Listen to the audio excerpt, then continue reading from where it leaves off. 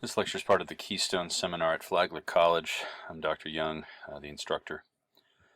Today we're talking about John Locke, and in a subsequent lecture I will talk about some of the framework and the basic arguments of the Second Treatise of Government, which is the assigned text for the class.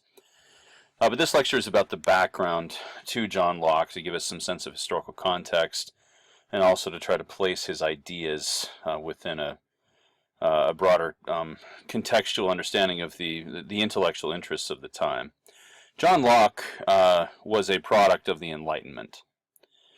And trying to sum up the Enlightenment in a relatively brief amount of time is a difficult proposition. First of all, we have to understand the background of the Enlightenment, the things that were going on before this period known as the Age of Enlightenment, and also some of the intellectual currents that informed the Enlightenment.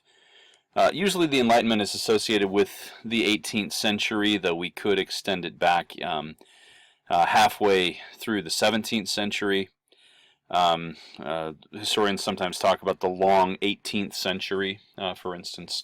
It's one of many long centuries that historians have contrived to talk about. But the background for this, a couple of important contextual points. The Reformation exposed some of the fault lines in European society. These fault lines ran along religious lines. The Reformation really fractured European society, splitting people into camps of Catholics and Protestants, and then further dividing it up into different Protestant sects. And this was more than just a theological controversy. Because for many centuries in Europe, really from kind of the advent of Christianity as the dominant religion in Europe, in the late Roman Empire, the religion of the ruler was the religion of the people. And that was seen simply as the natural order of things, that if the ruler belonged to a certain religion, if he, and it was almost invariably a he, believed a certain way, that officially everyone else believed the same thing, and it was only acceptable to adhere to that religion. And there were, over the centuries, many wars fought to try to enforce that religion. There were wars and other kinds of conflicts. Christianity was split in the Middle Ages. The major split coming between Western Latin Roman Catholic Christianity and Eastern Orthodox Byzantine Christianity. But even within those two major Christian divisions, there were also further splits. In Eastern Orthodoxy, there were heretical groups like the Monophysites and the Nestorians and the Maronites and several others. We don't need to go into the details of them here, but similarly in Western Europe, there were a number of heretical groups like the Waldensians and the Cathars and the Brothers of the Free Spirit, and later the Lollards and some others. But the assumption was that there was an official religion. And that those who were in power belonged to that religion, they were supporters of that religion, they were even defenders of that religion, and everyone else legally should adhere to that. Well, the Reformation really brought about a fracturing of this whole system. The Reformation emphasized people's individual choice in religion, emphasized people going to the Bible itself and seeking Christian understanding there rather than relying on authorities. But there was still this very strong tradition of the connection between political power and religious belief. And this prompted a number of conflicts. There were wars fought over religion between French Catholics and French Huguenots, for instance, and between Catholics and Protestants in other places throughout the 16th century. And then this erupted into, this escalated, I should say, into what was probably the most destructive war in European history previous to the 20th century. I think that we have this kind of historical veil drawn over the past when it comes to wars, because in the 20th century we saw easily the two most destructive conflicts in world history, the First and Second World Wars. But the 30 Years' War was a truly horrific sequence of events. For 30 years, Western Europe, and this eventually encompassed nearly every part of Western Europe, fought over religion, Catholics against Protestants. It ended up being quite a bit more complex than that, and it wreaked destruction on so many places in Western Europe that Europe was irrevocably changed by that. When a treaty was signed ending the war, called the Treaty of Westphalia in 1648, people were generally sick of fighting about religion. They didn't see religion as worth fighting over to that extent, because there had been so many lives lost and so many people affected, so many people uprooted, becoming refugees. I mean, this was a massive crisis, or a series of crises that went on for decades. And so religion as something to fight over was no longer necessarily a factor in European society. And that informs Enlightenment thinking. Among other points, Enlightenment thought emphasizes the separation of church and state, which comes directly out of this context. John Locke, who is the subject of our study here, was a major proponent of that, and even one of the key thinkers in formulating that idea. Another important piece of the background, the context of the Enlightenment, is the idea of natural rights. Now again, this is a topic that's difficult to describe briefly, but essentially natural rights, or natural law, is the argument that simply by being human, people have a right to certain things. Just by virtue of their human nature, they are endowed, and some might say by a creator. I'm nearly quoting Thomas Jefferson here, who was a great proponent of this. But endowed, either by virtue of their humanity or because God gave it to them, with certain things that are inviolable, that cannot be taken away from them without causing severe injustice. Now, the idea of natural rights goes back all the way to the ancient world. Plato and Aristotle and others commented on this, sort of gave hints of it in their ethical treatises. But natural rights as an idea really gained momentum in the late Middle Ages with the writings of canonists. These are church law thinkers. They drew upon these ancient precedents and really set in motion a system, kind of political philosophical system of conceptualizing natural rights. And that came down into the 17th and 18th centuries to be taken up by Enlightenment thinkers like Thomas Hobbes and John Locke and several others. This is also the period of the scientific revolution.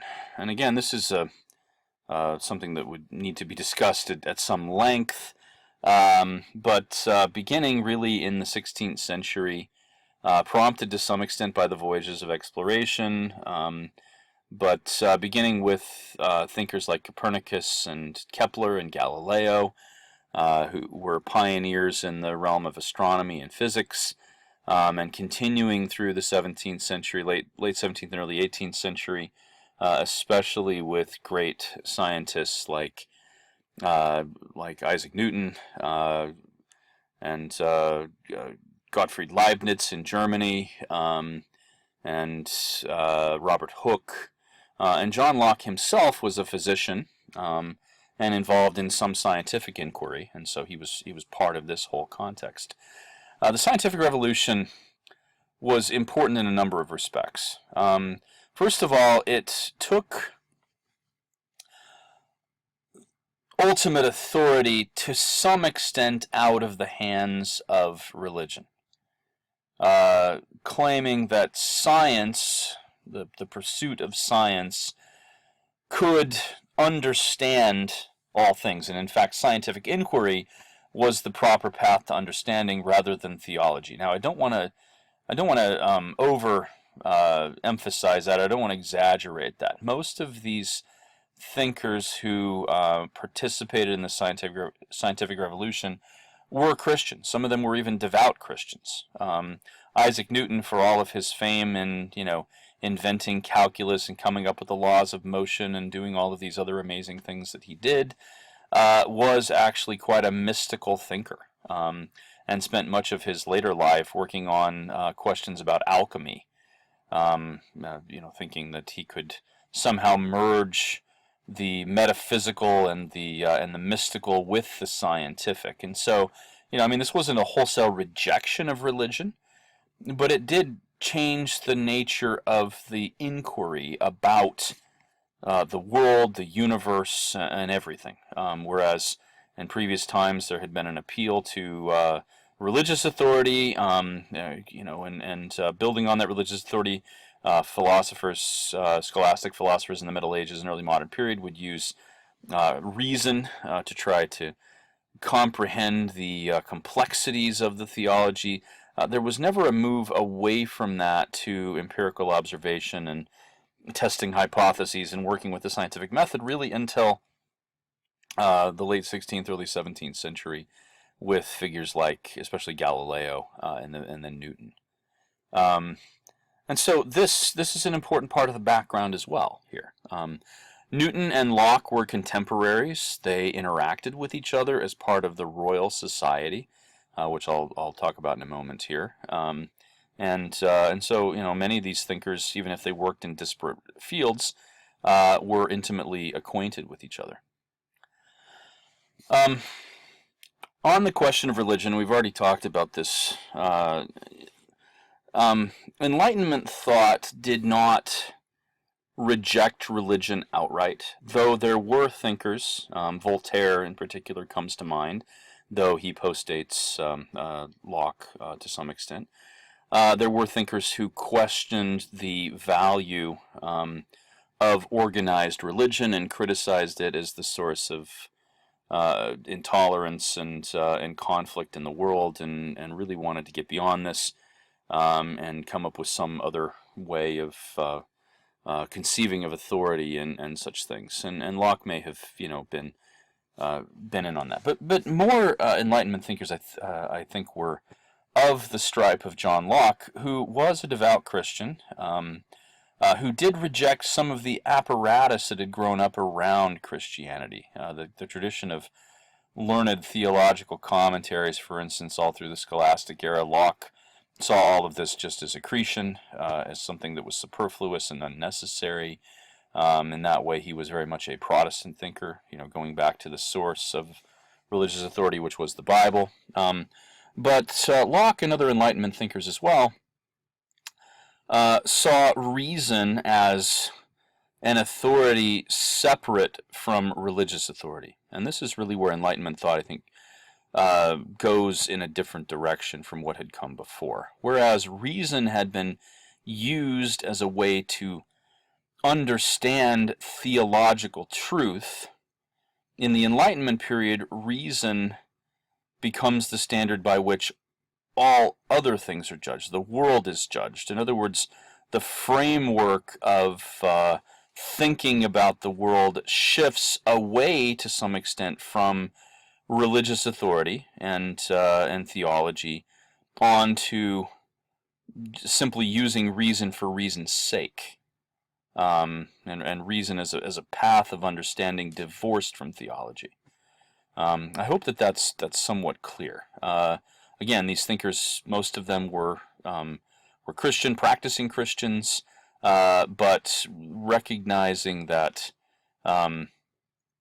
reason dictated that they not, or reason, was a means to understand the world sort of independent from religious authority, was also a part of their thinking. And many of these Enlightenment thinkers, particularly into the 18th century, reject organized religion as it was presently constituted. Many of the founding fathers of the United States, for instance, Thomas Jefferson, maybe most prominently, were deists. That is, believers in a well, the kind of famous caricature is believers in a clockmaker god, one who created the universe, set it in motion, and then let it go to function on its own terms, and is not terribly interested or inclined to interfere in human affairs. In other words, there's still a belief in God among the deists. It's just that God is sort of far removed from actual human experience and isn't a factor. Now, Locke was not a deist. He was, as I said, a devout Christian, a Puritan member of a Puritan member of the Church of England. But many Enlightenment thinkers did go down that path and preferred reason. And maybe the most famous product of this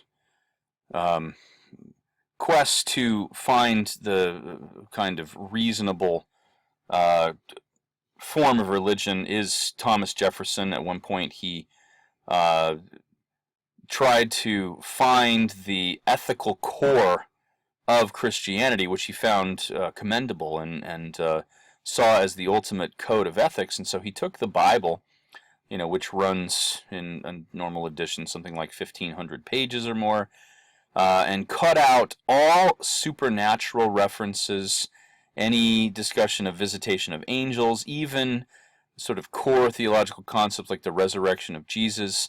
He simply cut it out of the Bible. And literally, he took a copy of the Bible and cut it apart and was left with a few dozen pages of teachings from different parts of the Bible.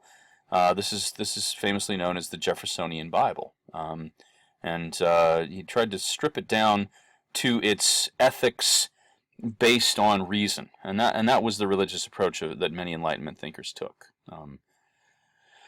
Now, another very important part of the context has to do with this graph that you see on the slide here,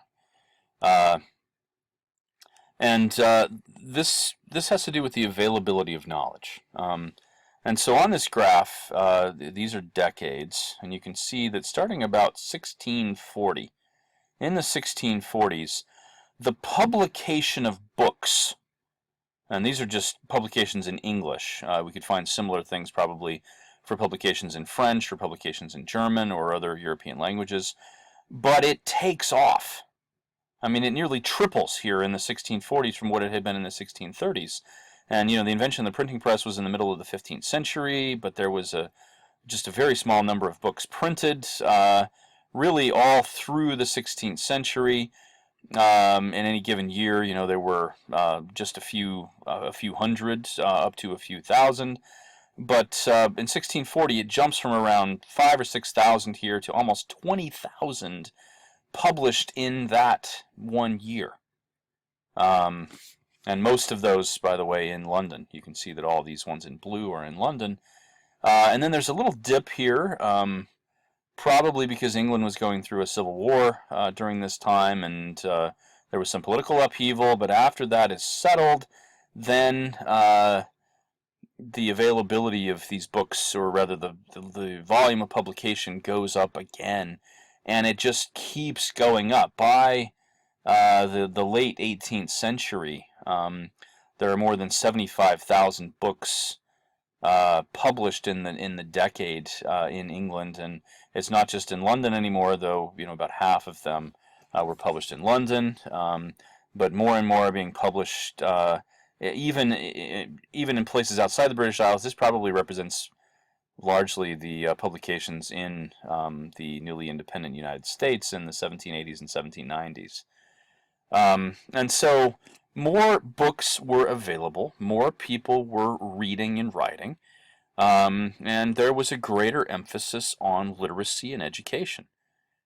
And it's not surprising, as a result of that people were thinking more and innovating, and intellectual inquiry was no longer in the hands necessarily of an elite few, though it should be said that Enlightenment to some extent was an elitist phenomenon, because the institutions in which this took place the verbiage used for this, or the kind of rubric under which Enlightenment thought took place, was in a so-called Republic of Letters.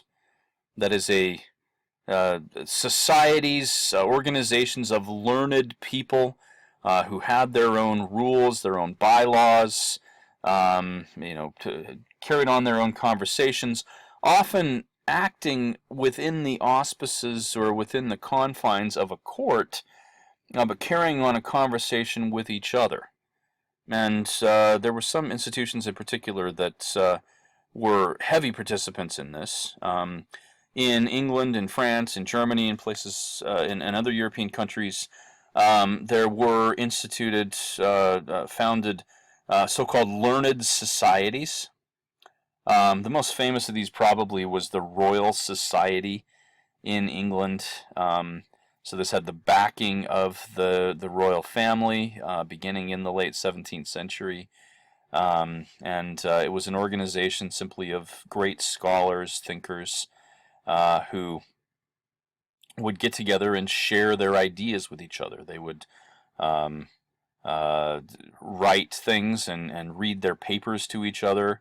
Eventually the Royal Society founded a number of publications, and so this became a major source of published scholarship as well. The organizations like the Royal Society were the forerunners of many of the academic organizations that exist all the way to the present, who are the organizations behind scholarly journals, which intellectuals participate in, write in, publish in. Universities were also involved in the Enlightenment, though the more traditional, the older universities, many of them remained fairly conservative, and so the University of Paris, the University of Bologna, the University of Oxford, the University of Cambridge, and places like that were not, there are exceptions, but they were not necessarily key centers of the Enlightenment.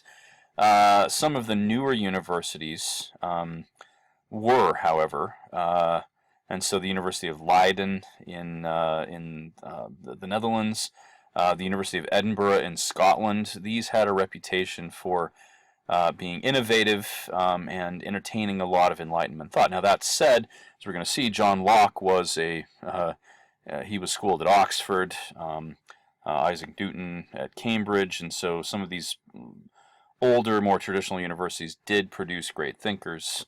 But the more exciting atmosphere, I think, in terms of Enlightenment thought was in these newer kind of cutting-edge universities like Edinburgh and Leiden and a few others.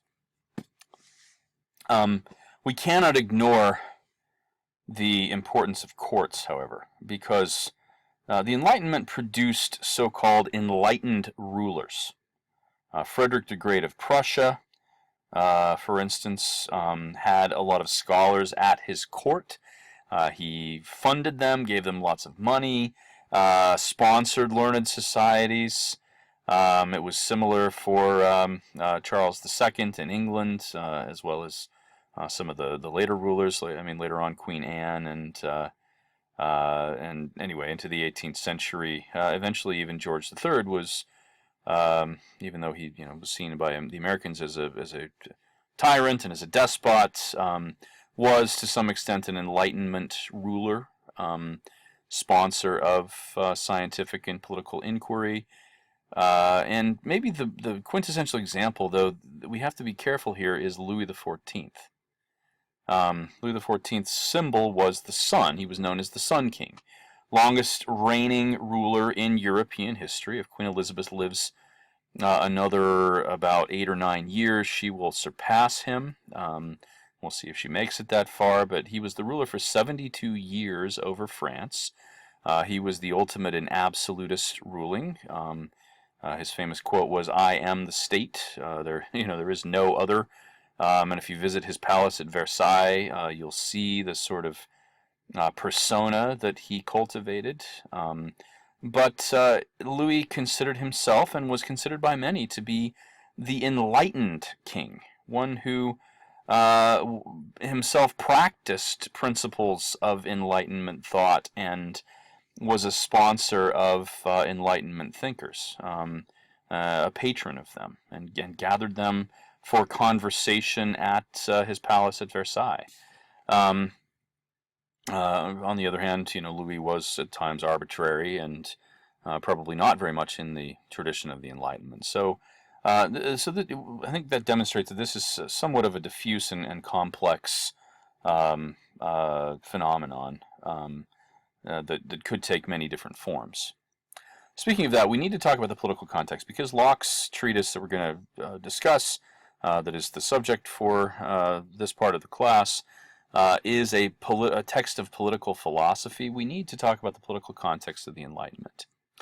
Essentially, out of the 16th and 17th centuries, there emerged two competing systems of political organization. One, and there was a spectrum here, really. There weren't necessarily only two camps, but really the two parts of the spectrum were absolutism and parliamentary monarchy. Absolutism, seen most prominently in the reign of Louis XIV from 1643 to 1715 in France, vested all power, and I mean all power, in a single ruler. Louis did have, there was a parliament in France, but it was controlled completely by Louis. All people, including the nobility, were entirely dependent on Louis's enlightened rule. He manipulated the nobles. He played them off against each other. Prestige and honor and reputation came to be associated entirely with connection to the king. And that is, anyway, there's a lot more we could say about Louis XIV, but we don't need to go on here. That's the system of absolutism. At the heart of this was the thought, and this goes back many, many centuries, back to, again, the late Roman Empire, but the argument that God gave the king the right to rule. This is known as the divine right of kings. That's one of the main systems of thought that Locke argues against. But it was prominent in parts of Europe, especially in France. And there were Enlightenment thinkers at the court of Louis XIV who constructed systems of political philosophy emphasizing absolutism as a good and divinely appointed system of rule. The other end of the spectrum, we have parliamentary systems. Now, nearly every place in Europe was at this point governed by a monarch of some kind, but in some places, and England is the most prominent example of this, the king could not simply do whatever he wanted at his whim, unlike in France. He had to go to Parliament to appeal to an organization made up of nobles and some others. The English Parliament comes to have two houses, of course, one the House of Lords, the other the House of Commons. The House of Lords are those who have title, who are part of the nobility, and in this period the House of Lords was far more prominent than the House of Commons. Though, that trend would shift over the coming centuries.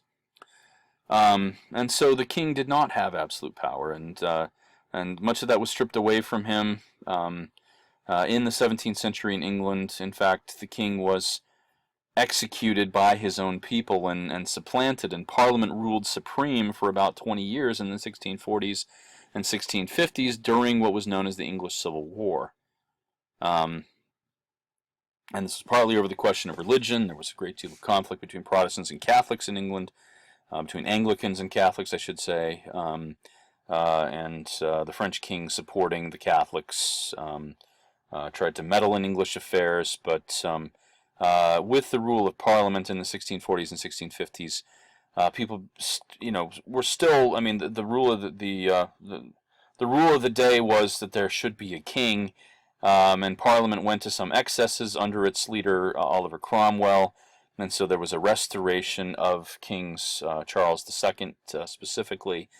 And this led, in the 1680s, things got dicey again after the death of Charles, because his brother James I was a devout Catholic who had lived much of his life in France and was supported by the absolutist tendencies of Louis XIV, who again was trying to meddle in English affairs. And so when James took the throne, there was a backlash against him, and he was eventually ousted from the country, and by the nobles. And so Parliament reigned supreme again, though they didn't reject a king this time in favor of a Lord Protector like Oliver Cromwell.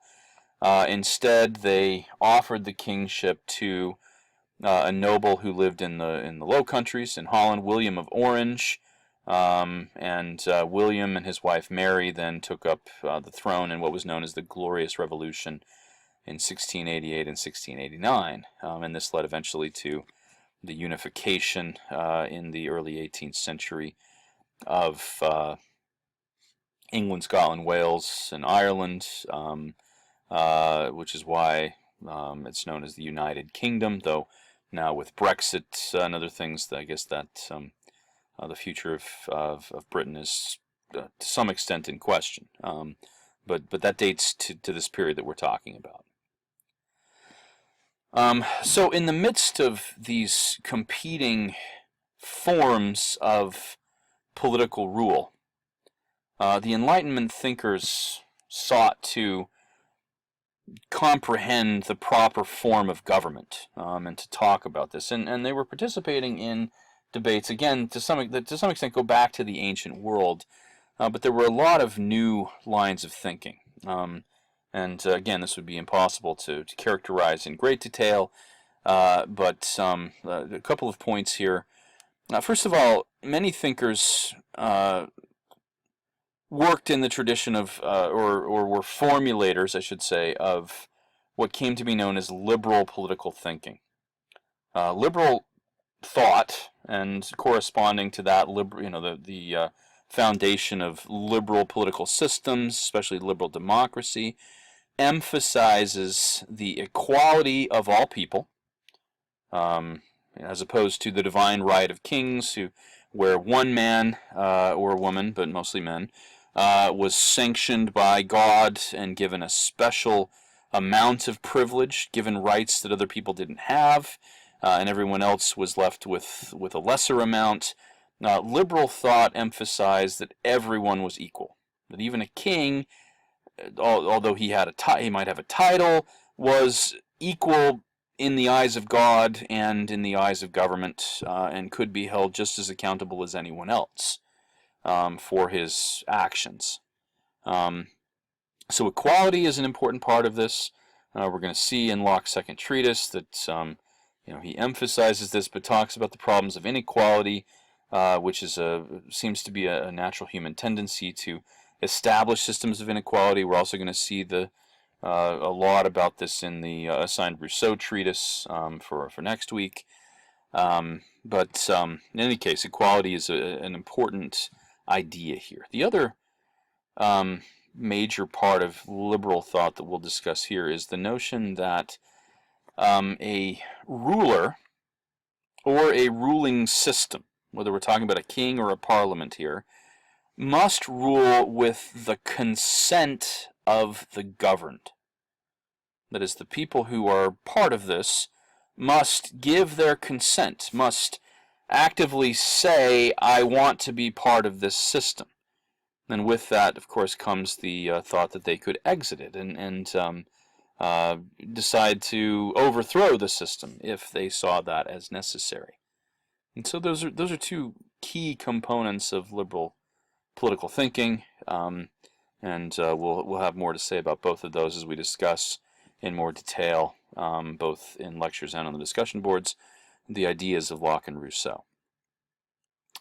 Now, maybe the most important political thinker of the middle of the 17th century, and one to whom Locke responded at some length, was Thomas Hobbes.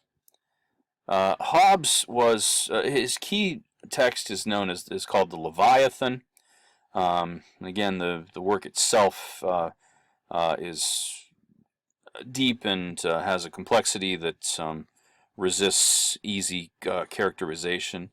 But two important points that Hobbes makes in the Leviathan are, first of all, that if left to his own devices, if man existed, in other words, in a state of nature, a state of nature means the life that mankind would live, or perhaps did live in his or her early stages of development, without the institution of government as the framework for organizing human societies. So the state of nature. And this is where these Enlightenment political thinkers often start. We're going to see this is exactly where Locke starts, is with the discussion of the state of nature. And I want to draw some connections here between this part of the course and the earlier parts of the course, because as we encountered, especially in the Letter of Columbus and in the essay by Montaigne, and to some extent in The Tempest as well, a system of, or rather a situation that could be characterized as the state of nature.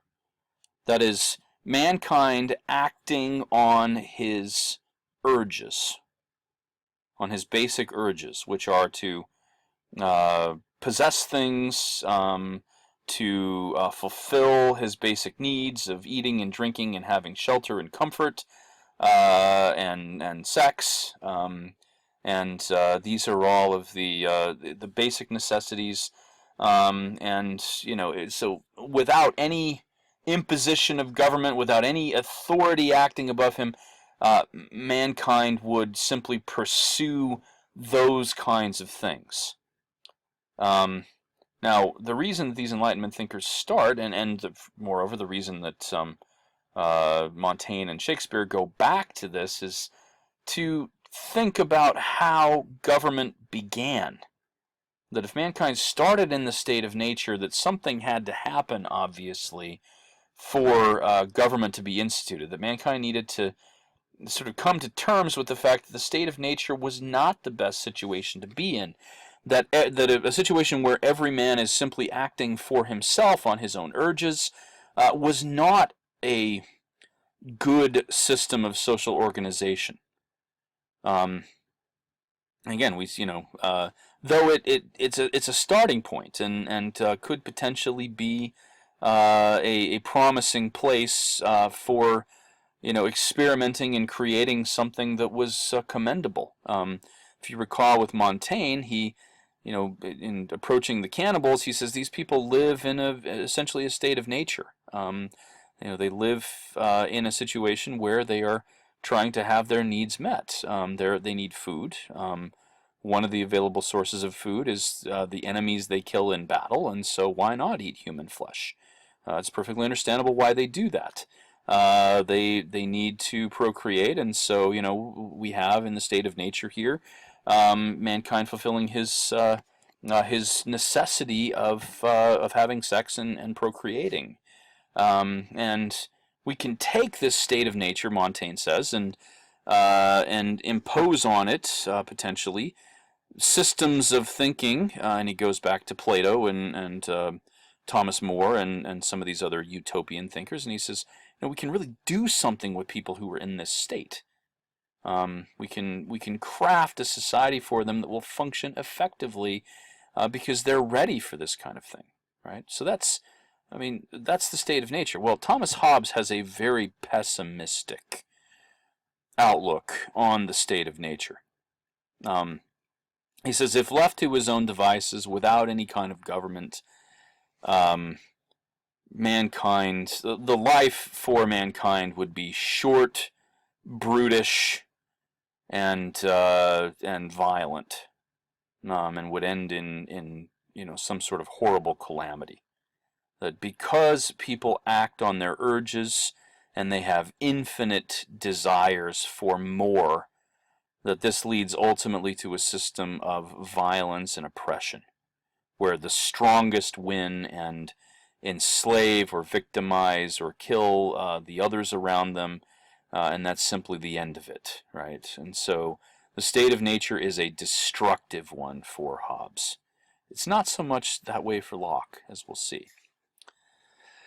And so, in order to achieve a position of security, Locke says, mankind is willing, or was, having lived initially in the state of nature, was willing to give up some of his freedom that existed in the state of nature for the sake of security. And thus he enters what Hobbes calls a social contract. Now, this is to some extent the extension of the idea about the consent of the governed. But social contract means the agreement that people make to sacrifice some of their absolute freedom in the state of nature, agreeing to be subjects of the strictures imposed by government so that they can experience a level of safety that would not exist in the state of nature. Now, he goes on to, elaborate on that at great length in Leviathan. For Hobbes, importantly, the system of government that does this most effectively is an absolutist one. And so Hobbes argued for absolutism. Hobbes was writing during the English Civil War when the king had been overthrown, and there was a great deal of violence. In Hobbes's view, I think the English Civil War took mankind back, to some extent at least, to the state of nature, and it wasn't proving to be a pretty picture. And so he argued for a movement toward absolutism, because in Hobbes's view, if you invest all power in the hands of a single person, it's an efficient system, and at least that person can provide security for everyone else. Now, that brings us to Locke. Born in 1632, died in 1704. Interestingly, never married, never had children. I don't know much about his interior life, whether he had relationships or anything like that. But he did devote much of his life to thinking, exploring, writing, analyzing the world around him. His father was a country lawyer, but had enough money to place Locke in the absolute elite echelons of education in England at the time. He was a student in his early years at the famous Westminster School in London, and eventually gained admission to Oxford University, and graduated with his first bachelor's degree there in 1656. He, while at Oxford, even as a young man, became associated with people who were part of the newly founded Royal Society, and Locke eventually became part of the Royal Society, so he participated in this grandest of all learned societies. Even though he had studied in the liberal arts, as the basic bachelor's degree went, he did eventually take up a career in medicine. And later on he was given a degree in medicine by the University of Oxford, though that was much later in his life. And his medical abilities impressed kind of an up-and-coming noble, one who eventually would rise to really high position. This was the Earl of Shaftesbury, who eventually became the Chancellor of England, and Locke became his personal physician and acted under the sponsorship of the Earl of Shaftesbury, and this gave him the leisure time to write and think and read and do all of the things an intellectual does. The Earl of Shaftesbury was one of the leading proponents of the newly founded Whig movement in the 1670s and 1680s. The Whigs emphasized constitutional monarchy. Really, the Whigs were the party kind of behind the creation of the constitutional monarchy in England. They were the proponents of the Glorious Revolution. They also emphasized noble privilege and other things. The Whig movement ended up taking a different turn in the Americas, for instance, than it did in England. But Locke, acted within those circles, and some of his thinking seems to have been influenced by them. The Earl of Shaftesbury was named Chancellor of England in the 1670s, but then he fell out of favor with the king later, and there was this sort of fluctuation in his fortunes, and thus Locke's fortunes as well. In the 1670s, when the Earl of Shaftesbury fell out of favor, Locke ended up leaving England for a few years and spending several years in France. When the Earl of Shaftesbury was brought back to England and once again included in the highest echelons of government, Locke returned to England. And it was probably during this return period in the late 1670s and early 1680s that Locke was most active in writing his political treatises. It was probably during this time that he wrote at least the initial drafts of the two treatises of government and perhaps the Letter of Toleration, which is another of his very famous works. Though these were not published until after the Glorious Revolution. Locke actually again was exiled in the 1680s because he was accused of being complicit in a plot on the life of I believe King James, who had recently come into the throne. When James was overthrown, Locke was, with the Glorious Revolution, Locke was in a secure position at that point, and was able to publish, finally, in the late 1680s, early 1690s. I forget exactly the date of publication. Was able to publish his political treatises. Locke was an empirical thinker. Well, let's be clear on what that means. This is not related to the word imperial. If you have not heard this before, students I've had often confuse those two terms. An empiricist is one who relies on observable information. In vogue in the 17th century in Europe was rationalist thinking. The three great continental rationalists, René Descartes, Gottfried Leibniz, and Baruch Spinoza, were all rationalists. The rationalist approach emphasizes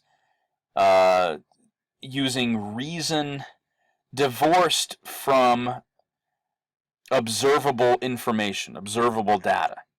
It was thought that the truth could be arrived at simply by thinking. Descartes, in one of his treatises, talks about sitting in his armchair and contemplating. That he wasn't going to go out and observe things, he was simply going to think about them. And this is to some extent in the tradition of Plato, who was also a kind of rationalist thinker. But in England, rationalism was to some extent rejected, and Locke was one of the forerunners of empirical thinking, and he would be followed by George Berkeley, and later, most famously, by David Hume, who was the last, or who was perhaps the greatest of all of the English empiricists. And so Locke's approach relied on observation. He looked at the way people behaved. He analyzed the world around him. He tested his hypotheses in the scientific method. Some of this probably came out of his identity as a physician, certainly. But Locke was an empiricist, and his approach philosophically and politically corresponded with that. His three most important works, let me talk about these just very briefly.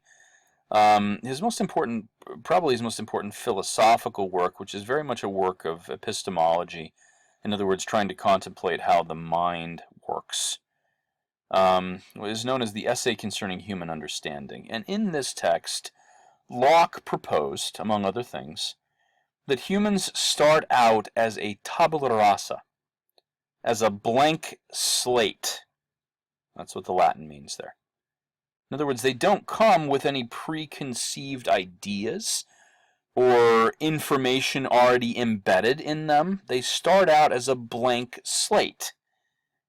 Thus, everything they obtain epistemologically through their experience comes from experience and observation. In other words, the attainment of knowledge is an empirical thing. It's not something innate. Now, this notion of a tabula rasa informs his political philosophy as well, because he says if that's indeed the case, then we need to reject the divine right of kings, that God did not institute, in other words, a political system and give it his full sanction, that it's up to mankind, based on his own observation, his own experience of how the world works, to come up with a system that is just and good and commendable for all people, that ensures natural rights and equality of all people, that involves the consent of the governed. And so this informs his approach in his political treatises. We have the two treatises of government, which I will discuss in the next lecture. That's the assigned reading, of course. The other one that is important here is his letter concerning toleration. In that text, Locke, unlike Hobbes, did not reject the utility of organized religion. Now, recognize that Locke was writing this during a time when there was intense conflict in England between Protestants and Catholics. The main objection that people had to James II was that he was Catholic, and that he was a little too friendly with the French, because Louis XIV was also Catholic, and so that this would be a bad thing for England if James were to take over, that they feared that he would impose Catholicism on everyone, and all of these Anglicans, who were almost certainly the majority of England, the English people at this time, would be persecuted by James. Locke, in the letter concerning toleration, which was written in that very context, calls for separation of church and state. He says that the state needs to get out of the business of dictating faith, and that it ought to tolerate the presence of all religions, so long as they are not actively trying to overthrow the state. It should not try to impose upon its subjects one form of religion over another. In fact, it should entirely divorce itself from pronouncing on matters of faith and on matters of salvation. And so Locke was one of the key thinkers behind the notion of the separation of church and state. Now, hopefully it's become apparent at this point why John Locke is important for our discussion and for a class on liberal education and a class that thinks about our values and assumptions about the world. Locke's work was key to the thinking of founding fathers like Thomas Jefferson and Benjamin Franklin and James Madison, and those who put into place the structures that are essential to the governing and social system of this country. And so Locke is tremendously important here. Locke also is an important figure in the trajectory, the narrative that we're talking about in this class. So hopefully you can see the connections between the sorts of discussions that we had about Columbus and Montaigne and Livy and some of these other, and Shakespeare and these earlier thinkers. We can trace that now into John Locke and see what happens to these ideas about the state of nature, the notion about relationships between human beings, and the concept of place. We can trace that now into the Enlightenment period and into the period of the founding of the political structures that we live under today. So that's the end of this lecture. I have a follow-up lecture to this that discusses in more detail the second treatise of government.